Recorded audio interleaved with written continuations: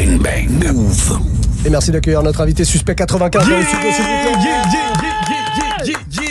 Bienvenue.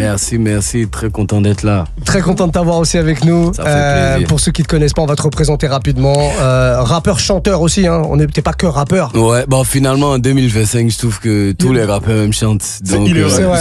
Artiste alors. Artiste tout simplement, c'est voilà. clair. En provenance de Côte d'Ivoire. Ouais. Et de passage à Paris parce qu'il y a notamment une belle date à la Cigale. Ce samedi pour fêter les 10 ans de carrière.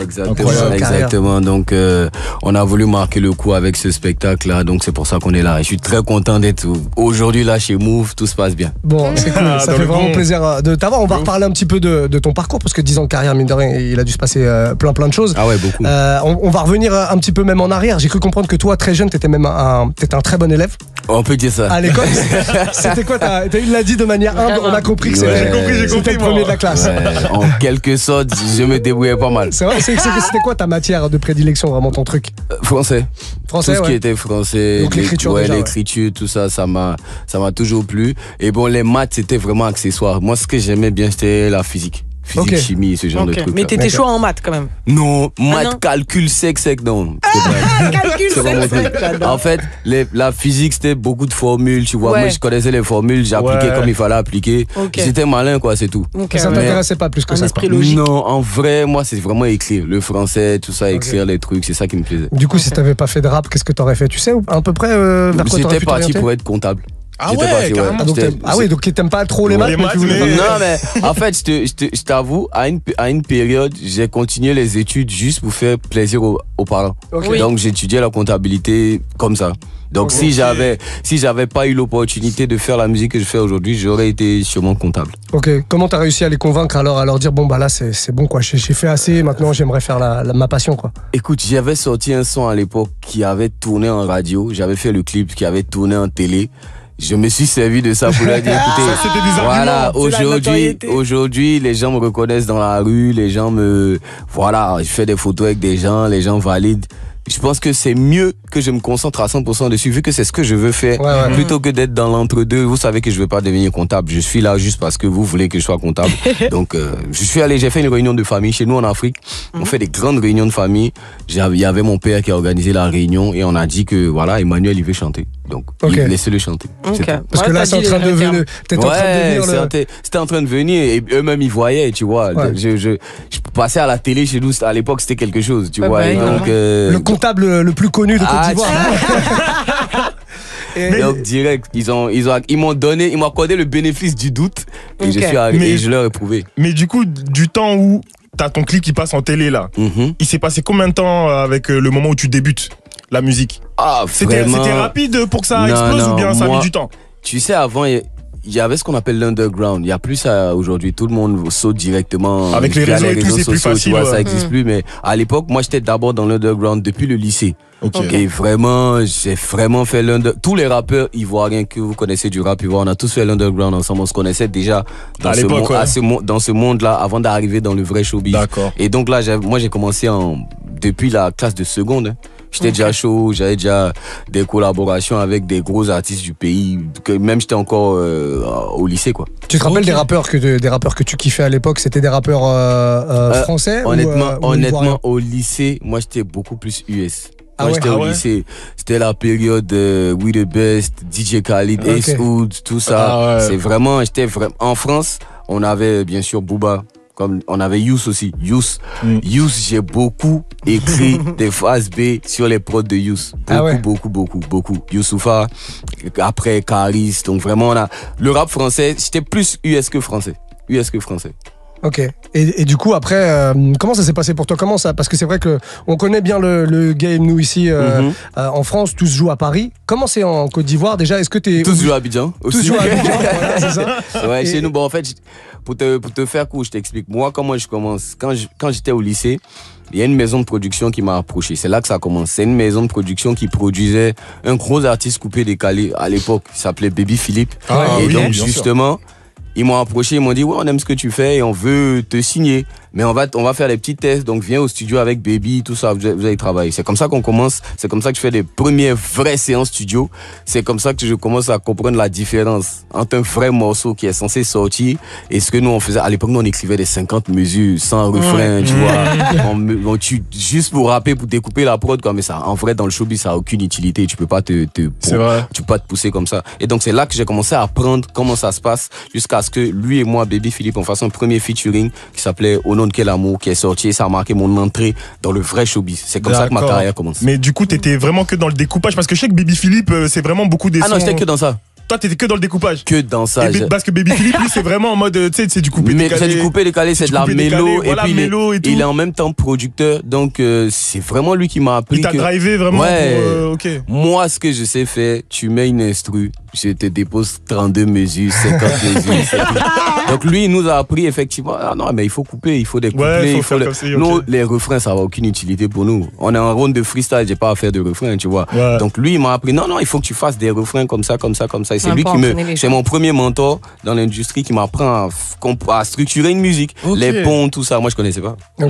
Moi, j'arrive, mets la prod, je te dépose mes 50. Ah, c'était un passionné de rap, quoi. Ouais, c'est tout. Ouais, c'est ça. C'est tout.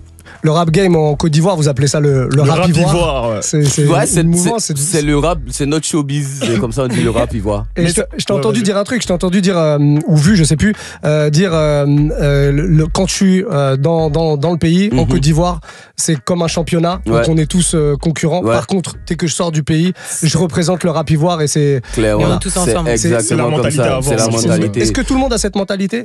Quand tu vas jamais voir, tu sais, souvent on est au pays, on se chamaille, on fait des, tu vois, mais quand on sort, on dit du bien de chacun, quoi, parce que c'est ça, on est là pour élever le drapeau, chacun est ambassadeur du drapeau. Donc quand moi j'arrive chez Move, par exemple, je vais faire que la pub de mon pays, que la pub des rappeurs de mon pays. C'est la mentalité, quoi. Sinon, après, chacun fait ce qu'il veut quand on est au pays. Après, j'imagine que il y a des rappeurs dont tu es le plus proche que d'autres. Forcément. On t'a vu, il y a un morceau qui est sorti hier, voilà. Avec Imra Monalisa. Avec Imra, donc j'imagine que tu es proche d'Imra. Aussi. Forcément. Aussi. Et du coup, est-ce qu'il y a des familles comme ça, comme on peut avoir chez nous? Je pense, après, on s'entend pas tous de la même manière, tu vois, comme ici, tu vois, il y a des sortes de clans, moi je t'aime bien, moi je suis pas trop avec toi, tout ça, donc ça, comme ici, quoi, tu vois. Mais du coup, comme tu fais des feats avec Imra, parce que c'est pas la première fois que vous collaborez ensemble. C'est notre deuxième collaboration. D'accord, du coup, même nous d'ici, on arrive un peu à identifier.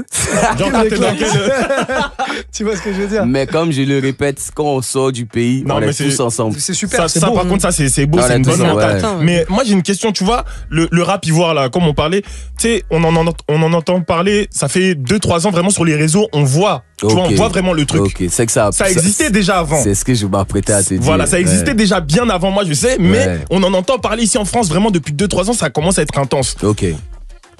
Je sais que c'est à cause des réseaux, mais qu'est-ce qui a fait? On dirait que la mentalité aussi, elle a changé parce que je vois que ça envoie beaucoup plus sur les réseaux, etc. Genre, on voit beaucoup plus d'artistes vraiment. Moi, je pense que c'est TikTok. Moi, je pense que c'est TikTok. Je pense que avec les trends, ils n'ont pas de limite de pays, tu vois. Donc, moi, je pense que ça. Et puis, avec TikTok, je trouve que les informations vont beaucoup plus vite. C'est même pas que les trends, les informations vont beaucoup plus vite. Donc, si tu as un son qui surmarche à Abidjan, c'est sûr que ça glisse un peu sur les réseaux français, tu vois, tout le monde arrive à voir. Moi, c'est vraiment comme ça que je vois. Sinon, le rap ivoire, il est en Afrique, chez nous, en tout cas, il est fort depuis 2017-2016.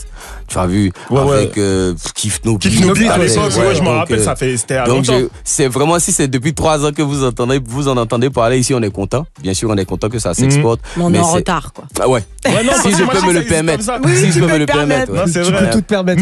Mais du coup, tu vois, comment dire, parce que là, ça fait beaucoup de bruit là maintenant. On voit beaucoup, il y a des influences vraiment, Quinry, il y a des influences New York, drill, etc.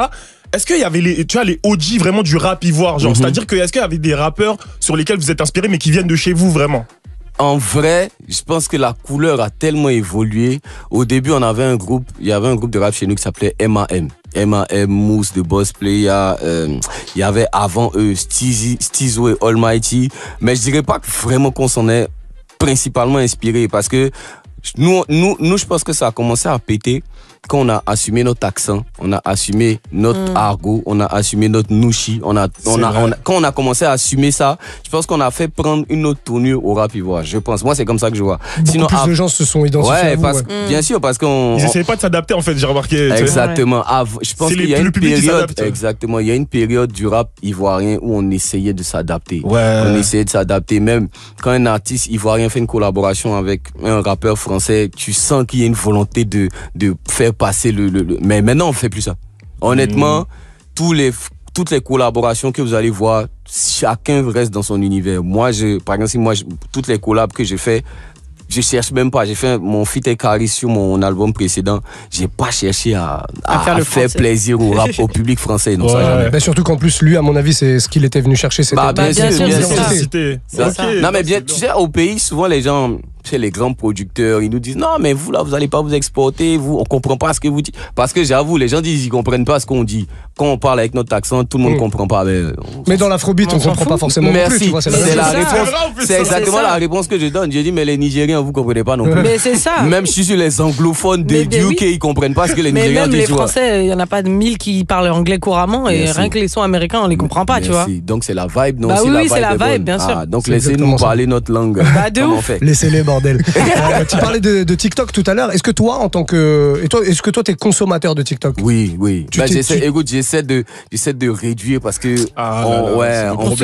on se perd. Honnêtement, tu rentres sur TikTok à 17h, tu ressors à 21h, t'as rien fait du tout, t'as rien appris du tout, tu vois. Et puis les gars sont tellement forts avec l'algorithme, ils savent ce qu'il va te prendre, tu vois. Ils savent. Toi-même, moi j'entends des gens dire non, il faut éduquer l'algorithme. C'est des conneries ça. Tu peux pas éduquer ton algorithme.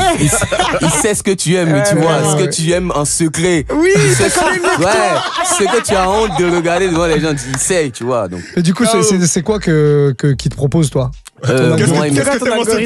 Moi, sur TikTok, beaucoup de musique et puis beaucoup de dev perso. Honnêtement, c'est sur mon développement personnel. Ah, ok, d'accord. C'est que ça que TikTok me propose. Beaucoup de rap ivoire. Moi, je suis vraiment un rap ivoire, beaucoup de rap ivoire. Je suis plus trop rap US.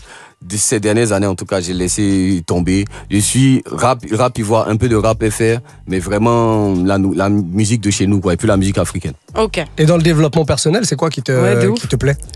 Tout me plaît l'idée. Pourquoi t'es allé vers ce... Écoute, tu sais, on est dans un milieu qui est qui demande, ça porte un poids sur ton mental, tu vois. Et si tu ne sais pas gérer tes émotions, si tu ne sais pas passer au-delà de prendre les choses personnellement et tout, tu es vite rentré dans la dépression, tu vois. Et donc moi, c'est le showbiz qui m'emmène au développement personnel, tu vois, parce que j'ai vu qu'il fallait me barricader l'esprit, il fallait que j'apprenne comment les êtres humains fonctionnent, tu vois. Mais souvent les gens, le vice. Ouais, le vice. Souvent ils viennent, tu vois, même des gars, ils commandent des trucs qui sont durs, mais en vrai, c'est même pas son problème. Il a juste commenté comme ça, il est parti, tu vois. Mais toi, en tant qu'humain, ton émotion, ça touche ton émotion. Tu dis le gars, il s'est concentré, ça veut dire qu'il me déteste, alors que même tout de suite là, si on dit que tu es mort, c'est même pas son problème. C'est surtout que la personne, c'est elle qui se sent mal au point d'aller insulter les gens sur les réseaux. Mais ça, si tu fais pas du dev perso, tu sais pas, tu vois. Ça, si tu vas croire que le gars il a un problème avec toi, tu vois. Mais tu sais, on le dit toujours, sur 100 commentaires positifs, s'il y a un seul commentaire qui est négatif, c'est le négatif que tu vas retenir. C'est ce qui va toucher ton esprit. Et donc moi, c'est pour m'entraîner mentalement que je suis tombé dans le dev perso. Parce que t'es passé aussi par la dépression. Ouais. Et j'en ai même parlé dans une chanson. C'est pour en ça Afrique, chez nous, c'est tabou. Très tabou. Parler, tu viens pas te mettre à la télé pour parler de dépression. Même encore chez nous, dans les quartiers, tout ça, c'est tabou. Ah bah bien sûr. Genre, nous ici, moi je te parle en tant que jeune noir de banlieue. Ok. T'as vu?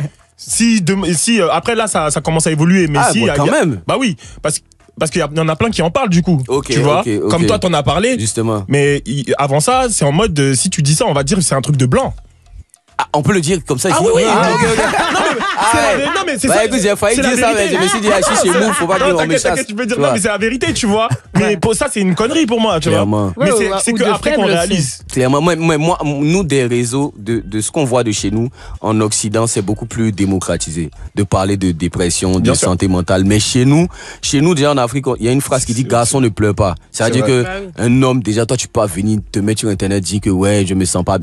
C'est un échec, tu vois un peu. Et donc, ça fait que y a un fort taux de suicide, tu vois, chez les hommes en Afrique parce qu'ils avalent le problème jusqu'à mourir, tu vois un peu. Donc moi, je me suis dit, si moi je suis passé par là, c'est que beaucoup de gens passent par là, je vais en parler et puis tout le monde va se retrouver dedans. Du coup, t'as eu des retours de tes auditeurs les plus grands retours. Ouais. Je pense que de toute ma carrière, je pense que lorsque j'ai sorti le titre dans ma tête, c'est là où j'ai eu les plus grands retours. Tu sais, et c'était des retours, beaucoup de retours en DM. Tu vois, et des trucs pour te montrer en fait que les gens se cachent toujours pour parler de ça. Par exemple, quand j'avais sorti un morceau qui s'appelait Le Parti à l'époque, là j'avais eu des retours sur les réseaux. Tu vois, ça c'est les réseaux, tout le monde voit. Mais ce morceau-là c'était en DM. Les gens ils m'ont envoyé des messages en DM, que vraiment je traverse ça. Et le fait de savoir que toi aussi tu as traversé, que tu as le cran d'en parler, ça me touche. Je dis waouh, mais c'est que on doit en faire. T'es le premier en Côte d'Ivoire à parler de ça? T'es le premier rappeur? Du rap en tout cas, moi je pense que je suis le premier, tu vois. Et s'il y a quelqu'un d'autre, il faut qu'on ramène le son qu'il a fait en hauteur pour que les gens puissent voir aussi. Est-ce que au-delà des fans, t'as eu des retours d'artistes? Bien sûr. Ouais, moi j'ose pas en parler, mais bien. Je dis toujours, sur 10 artistes, il y a 11 qui ont connu la dépression. C'est ma phrase, tu vois. J'estime que tous les artistes, parce que, écoute, c'est pas naturel d'être sur les réseaux et que tout le monde te donne son avis sur toi. Pourquoi? Tu vois, c'est pas normal, tu vois. Ou même qu'on te court après. Ouais, c'est contre-intuitif, tu vois. Tu fais un post, t'as 1000 commentaires, souvent 200 injures, et des gens qui te connaissent même pas. Ils sont là, ils sont juste pas trop. C'est ça leur bleu. Ouais, tu vois, lui, il est là, il est sous son ventilateur, écoute, vas-y. Je viens de manger là, écoute, lui, je l'insulte, tu vois. Donc c'est contre-intuitif. Donc ça fait que les artistes souffrent beaucoup de ça. Mais les artistes aussi ne peuvent pas, comme on est en Afrique, tu n'as pas le droit en quelque sorte de te montrer vulnérable sur les réseaux. Ce contre quoi je m'insurge moi, parce que j'estime que si dans une période tu es vulnérable, mais montre-toi vulnérable. Mais t'es un humain. T'es un humain, tu vois. Pourquoi est-ce que tu dois te cacher et tout, tu vois. Bang Bang sur Move avec Muxa, Olivia et Baro. Yes. De retour avec notre invité Suspect 95. Il vient tout droit de Côte d'Ivoire pour un gros concert qui aura lieu ce samedi à La Cigale pour les 10 ans de ta carrière. C'est beau, c'est une belle fête. J'imagine tu fais la même chose en Côte d'Ivoire aussi. Il y a un événement. Ouais. Juste après, je finis ici parce que j'avais jamais fait de concert en France, honnêtement. Okay. C'est mon tout premier concert en France et je voulais marquer ce symbole-là. Donc je démarre ici, après je rentre au pays pour un gros concert là-bas aussi pour mes 10 ans. Et à quoi on peut s'attendre, pour le show? On peut s'attendre à quoi? Il faut s'attendre à 10 ans de carrière condensée en 1h30 de show. Voilà, c'est-à-dire vraiment tout mon parcours, même pas uniquement que les hits que j'ai eu, mais même les sons. J'aurais voulu que ça marche plus que ça, mais ça n'a pas marché. Je vais vous imposer ça ce jour-là. Vous allez bien réécouter parce que vous avez dormi dessus. Donc je vais tout jouer. Voilà, 1h30 condensé avec ma manière de faire quoi. Voilà, c'est vraiment comme ça qu'on a préparé. Et du coup, les gens là, parce que j'imagine que comme t'as jamais fait de concert ici et qu'il y a énormément de fans à toi ici à Paris, mais même globalement en France, et j'imagine qu'ils ont des attentes aussi. Tu reçois des messages là de gens qui disent faut que tu fasses ce son. Mais ça, je reçois tous les jours. Et je sais que je vais faire déjà des déçus parce qu'il y a des personnes qui m'envoient des sons que je vais pas jouer. Mais tu vois, mais je leur dis, ouais, t'inquiète, viens. C'est comme ça qu'il fonctionne. J'allais lui demander les morceaux. Non, les gars m'ont dit, ouais, j'espère que tu vas jouer tel morceau. Je dis, oui, bien sûr. Tout. Prends tes places. Viens, mais je pourrais pas tout jouer. Tu vois, si je veux jouer tous les morceaux, on pourra pas. Donc, je suis obligé de trier. Mais venez quand même. Ouais. Mais la Cigale, la salle en elle-même, pourquoi la Cigale? Est-ce que la salle en elle-même, elle représente quelque chose pour toi? Justement, c'est ce que je m'apprêtais à dire. Je trouve que la Cigale, c'est vraiment une salle intimiste, tu vois, où la disposition de la salle fait que tu communies avec tout le monde. C'est-à-dire, tu vois tout le monde, en fait, même que ce soit ceux qui sont au balcon, ceux qui sont en bas, tu vois tout le monde. Et vraiment, moi, j'aime vraiment ce genre de spectacle-là, tu vois. Et puis, pour un premier show aussi, il faut aller pas à pas, tu vois. Donc, je suis allé à la Cigale. Et vraiment, c'est une salle de cœur, c'est une salle mythique, c'est une salle symbolique, c'est une salle que les rappeurs font aussi. Ici. Je vois que beaucoup de rappeurs font la Cigale ici. Carrément. Donc, pour ça, je suis allé dessus. Et tu disais que c'est ton premier concert en France, mais tu viens régulièrement à Paris quand même? Oui, je viens régulièrement en France parce que mon épouse est française. Et donc, je viens ici, mais je suis pas à Paris. D'accord. Et du coup, est-ce que tu as des petites habitudes quand tu viens à Paris? Est-ce que tu en profites pour faire un ou deux trucs en particulier, tu sais, des trucs que tu apprécies et que tu n'as pas forcément en Côte d'Ivoire? Ici, comme c'est différent d'Abidjan, je peux m'asseoir où je veux. Tu vois, il y a ça aussi. Les gens ici, ils ont une attitude assez respectueuse tu vois. Donc, même quand je vois des gens de la communauté, ils ont un respect. Ah, suspect, ça va. Mais au pays, c'est pas pareil. Il a bien vraiment, il te touche. Au pays, là, si tu es assis là, il y a un attroupement qui vient, tu vois, ou bien, chez nous, on est beaucoup dans la proximité, tu vois. Ils vont ici, exactement. Okay. Si tu vois, c'est pas que c'est pas mauvais. Tu vois, mais oui, clairement. Mais chez nous, le public, il considère les artistes comme leurs amis, tu vois, c'est leur famille. Non, suspect, ça dit quoi? Non, il te prend, tu vois, un peu. Ouais. Donc, 40 personnes qui fait ça, c'est pas possible. Exactement, tu vois. Et puis bon, à un moment, on veut un peu d'intimité, tu vois. Ici, j'arrive à avoir quand même une bonne intimité, tu vois. Même quand je vais à Tours, je suis un peu en campagne, tu vois. Ça me permet de détendre mon esprit, d'écrire des chansons. J'écris beaucoup de chansons là-bas. Moi, c'est vraiment mes habitudes, tu vois. Quand je viens... L'apéro ici, c'est comme ça que vous appelez ça. L'apéro, Pourquoi vous appelez ça comment chez vous? Ça n'existe pas chez nous. Ça n'a pas de nom, il n'y a pas d'apéro. Un jour, on se la colle. On mange directement. Quand je suis arrivé ici, je me dis, mais pourquoi pré-manger avant de manger? Non, mais c'est vrai, surtout que c'est traître de ouf. Je suis rassasié quand tu finis. Mais c'est ça. Je dis, mais écoute, c'est vrai. Il y a, par exemple, moi, c'est la charcuterie, non? En apéro. C'est ça. Les gars, servez-moi correctement. Je mange correctement et puis je finis. Puisque là, tu finis ton apéro, t'es rassasié. Et c'est là maintenant, quand on voit les bons plats, tes yeux sont pas rassasiés, tu es frustré. Et je crois que c'est plus un délire, genre t'accueilles les gens, le temps que tout le monde arrive, ensuite tu bois un petit peu et après t'arrives au plat. Mais je pense que c'est vraiment un moment d'attente en vrai. Mais vous êtes gourmand ici. Oui, les Français fonctionnent en étapes. Ouais, c'est ça. Non, chez nous, tu serais déjà rassasié. Chez nous, on te sert des... Même chez nous, en Afrique, il n'y a pas forcément d'entrée. L'entrée, ça... Moi, c'est vrai, non. Tout est servi en même temps. C'est ici qu'en Occident, il y a l'entrée. C'est vrai. Chez nous, tu rentres directement, tu es déjà là. Dans la pas besoin d'entrer, tu es déjà là. Exactement. Du coup, est-ce que dans la gastronomie française, il y a des trucs que tu apprécies là vraiment? En termes de bouffe, t'es un amateur de bouffe, toi? Oui, quand même. J'aime. Comment ça s'appelle? Le bœuf. Ça s'appelle bœuf mode. Non, pas bœuf. C'est bœuf mode, non, je sais pas comment on appelle ça. Pot-au-feu. Pot-au-feu. Je cherchais depuis, ça sortait pas. Un truc bien traditionnel. J'aime bien ça. Parce que ça se rapproche un peu de ce qu'on fait au pays. La cuisine mijotée. Ouais, j'aime. Par contre, ce que je n'aime pas. Pourquoi tu me regardes? Je prends le risque de le dire parce que c'est un mystère. C'est la raclette. Ah bon? Oh non, là par contre, non. Écoute, je sais que je vais perdre des abonnés, des fans. Excusez-moi, je m'excuse beaucoup de ce que j'ai dit. Non, mais explique-nous pourquoi je sais pas, le jour où on m'a fait goûter ça, j'ai pas aimé. C'est le fromage que t'aimes pas aussi, peut-être, non? Non, j'ai pas compris le concept même. Ah ouais? Ça m'a pas plu. J'ai dit, mais pourquoi? T'as vu? Ici, il y a plein de et ça m'a frustré, tu sais, ça m'a frustré. Pourquoi ça m'a frustré? Parce que j'attendais ça. Je dis ça, voici le plat qui va me mettre bien parce que depuis tout le monde parle de la raclette. Et j'arrive, j'ai dit, mais où il y a autre chose après, tu vois? Non, mais vraiment, jusqu'à présent. Comment t'as servi la raclette? Parce que c'est l'un des trucs les plus bourratifs. En fait, je pense que moi, finalement, je suis un individu un peu à part. C'est ce que j'ai fini par comprendre. Parce que le jour là, quand j'ai mangé, j'ai pas aimé. D'abord, j'ai pas dit que j'aimais pas trop, tu vois. Parce que j'ai dit, mais pourquoi toi tu aimes pas? Tout le monde aime, toi t'aimes pas. Mais tout le monde aime vraiment. Je suis assis, j'ai remangé une deuxième fois. Qu'est-ce que t'as pas aimé? Je sais pas, le fromage, peut-être. Le fromage, mais attends, peut-être les pommes de terre. Est-ce que t'es sûr que c'était une bonne raclette qu'on t'a servi? J'ai la confirmation que c'était la meilleure raclette qu'il me fallait. Mais juste que peut-être c'est moi qui suis pas dedans. Ok, ça peut se non, t'inquiète, regarde, quand tu reviendras là, on va te faire. Mais direct, on va aller tester une vraie raclette. Non, t'inquiète, on va te mais sinon, par contre, le pot-au-feu, je peux manger tout seul une marmite, tu vois. J'ai vraiment aimé. Mais la raclette, peut-être c'est comme l'apéro aussi, tu vois. Peut-être on n'est pas forcément. Non, la raclette, normalement, tu fais pas trop d'apéro parce que tu sais que tu vas. La raclette, ça va envoyer. Et c'est quoi le plat en Côte d'Ivoire pour toi? En Côte d'Ivoire? Ouais. On peut pas en citer un seul. Le tien, celui que tu préfères, toi. Que tu nous ferais goûter. Photo sauce graine. Ouais, ça en vrai.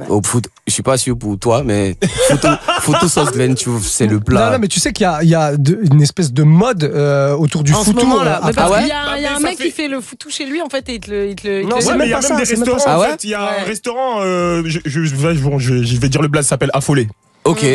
C'est un restaurant, c'est des Ivoiriens qui tiennent ça. Et en fait, ils ont sorti, tu sais, ils ont montré le foutou banane. Ok. Il y a beaucoup de gens qui ont découvert ça. Ouais, là, mais genre, il y a 2-3 mois, là. Ouais. Et du coup, les gens qui ont découvert ça, ils sont en mode, oh, mais c'est fou. Mais c'est fou, les gars. Moi, je regarde ma famille et tout depuis l'époque. Donc, moi, je connaissais déjà foutou banane, mais quand tu découvres ça, là. C'est devenu même une trend. Les gens, ils viennent se filmer, ils postent ça sur les réseaux. Des plats africains. Ah ouais. Le photo banane uniquement. Mais ivoirien, il y a beaucoup de restaurants ivoiriens qui ont ouvert après. Honnêtement, quelqu'un qui n'a pas encore mangé le foutou, il est en train de perdre le temps dans sa vie. Honnêtement. Le foutou banane. Mais ceux qui n'ont pas encore mangé le foutou banane ici, moi je vous invite immédiatement là, dès qu'on finit l'émission, on va directement manger du foutou banane. Parce qu'il faut que je change votre vie. Parce que dès que vous allez manger là, votre vie change à l'instant T. Le foutou banane, c'est un plat qui est incroyable. Foutou banane avec la sauce graine. Non, c'est vraiment bon. Non, il faut. Par contre, c'est très gras. La sauce graine pour la ligne et tout, donc je sais pas si tu veux maintenir la ligne, c'est une fois. En plus, elle est en diète là. Ah ouais, non, laisse moi tomber. je connais de toute façon. Si tu es en diète, laisse tomber parce que là, ça te fait échouer 2 semaines. Ça a 2 semaines de privation en un coup. Non, il faut. Le foutou banane, il faut. Écoutez bien les conseils de Suspect 95. On se fait un petit morceau en live du coup. Tu nous as ramené un morceau. Comment il s'appelle le morceau? Président. Ça, c'est un morceau. C'est un morceau que j'ai lancé en prélude même à ma cigale. Voilà, pour dire au public, venez en s'enjaille. C'est hardcore, on y va. Mais t'es le président du syndicat, non? Exactement.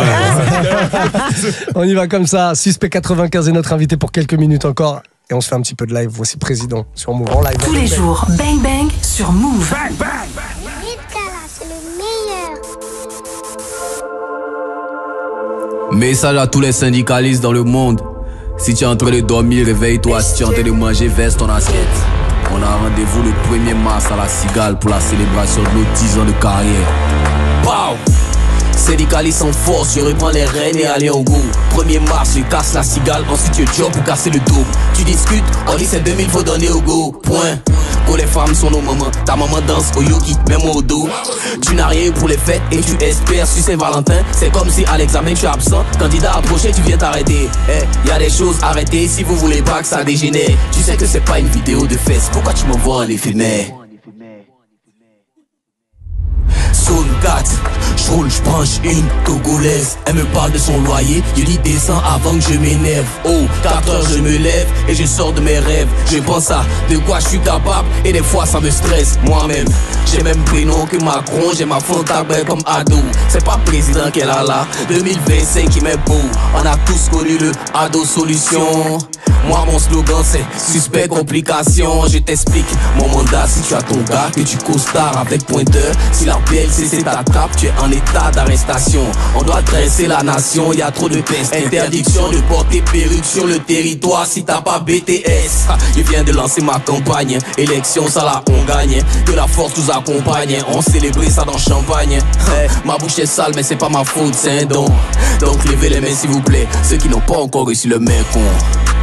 Suspect président, suspect président, suspect président, suspect président, suspect président, suspect président, suspect président.